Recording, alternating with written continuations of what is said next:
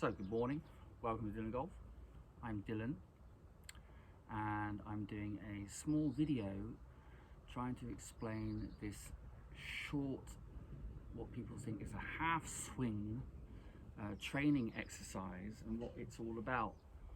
So I've compiled 7 videos from other professionals around the world showing this particular drill, but before we start showing that, I just want to talk about how we learn the guitar. So starting off, I'd actually learn where the notes are, for example, on a pentatonic scale. So then I'd have to learn that with the teacher, where are the notes? And then I would have to practice putting my fingers onto the strings and then learn how to hit the notes. Now while I'm doing that, obviously what will happen is that I'll miss the notes. Wrong one, right one, wrong one, right one. So what I'm doing is I'm practicing where those notes are, and then as I do that, my brain gets better and better at putting my fingers into the right place. And if I keep doing that, I can actually learn more notes.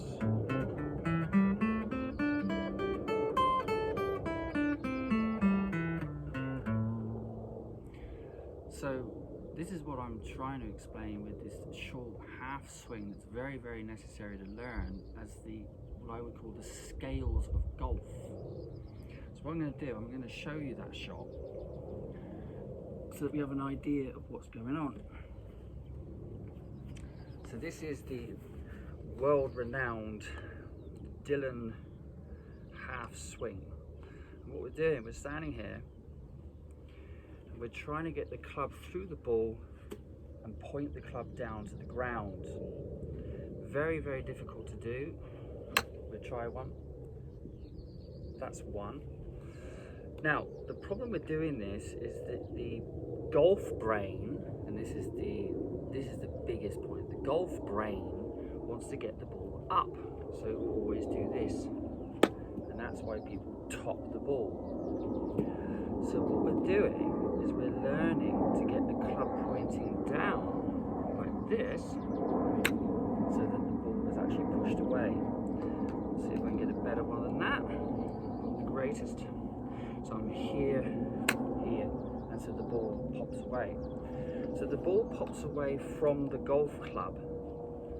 It actually bounces off the golf club. Okay, so that's the move there. So when we look at the videos that I've put into the playlist, you'll see all the pros talking about the same thing. Now, again, I repeat, people find it difficult because they keep doing this, because they're trying to get the ball up into the air, so they keep topping the ball. So what we do is we keep training this half swing down. Now, I would call this, and I repeat, the scale of the golf swing. Okay, now I'm going to sit back down. So the point of the practice is that if you actually practice the pentatonic scale and you get quicker,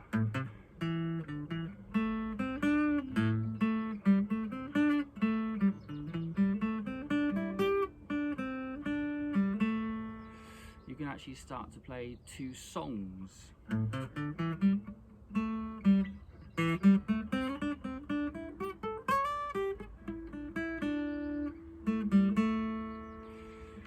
So you're practicing, you're getting better at finding where the notes are. And that's my point with the golf. So I explain this to students all the time, that once we've learned to push the ball, as I was showing, we can start to build it up. So then I start hitting it further.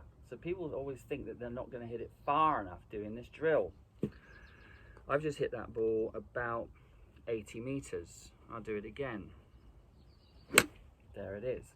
So I'm pushing through the ball, the club is still down in front of me, and the few videos show that. I think the Sean Foley shows the 9 to 3. So there it is. So that ball's gone about 80 meters, and that's the drill. Now, the scales, we can only go from one section to the next. And this is the problem with the golf teaching, generally around the world. I'm going to explain that now.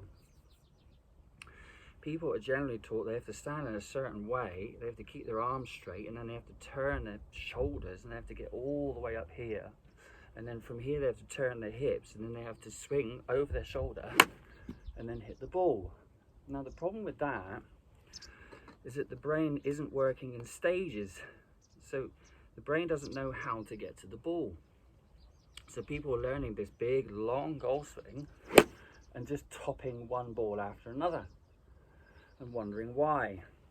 Now, if I give the example here, that would be the same as if I went to a guitar teacher, and instead of the guitar teacher teaching me what we call the pentatonic scale, he basically said, well, this is Eric Clapton, and this is what he does, and so this is what you have to do. And so I just sort of sit there holding my guitar going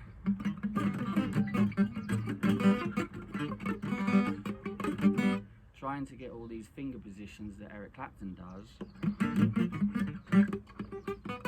and just hitting the notes, and it's not sounding right. Now that is a metaphor for golf teaching around the world. People are taught the entirety of the golf swing. This is the position, this is the motion, this is what Tiger Woods looks like, and they're trying to learn golf like this. So that's not working, is it? So guitar teaching is very, very simple. Piano teaching, the same.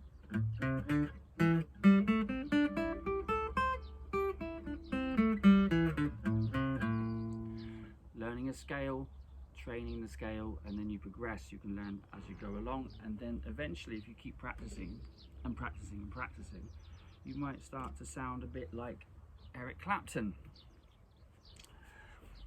We hope. So, my point with the golf is that if we start off with a very small move, which is this, getting this feeling of how to push the ball with this, what we call the half swing, we can then progress and get it to this. So there's your 80 meters. And now what I'm going to do, I'm going to show you the Eric Clapton of golf. So I've done all that, and now I'm going to hit my ball full power, so it looks like that. Now again, I should do a better one than that. Let's see what we can do. So I'm going to do a full swing onto the ball. There. So now we see the full swing, full distance, which comes from the practice of the scales. So I hope that's been an instructive, helpful video to understand the processes of what I would call the scales of learning golf. So I look forward to seeing you soon.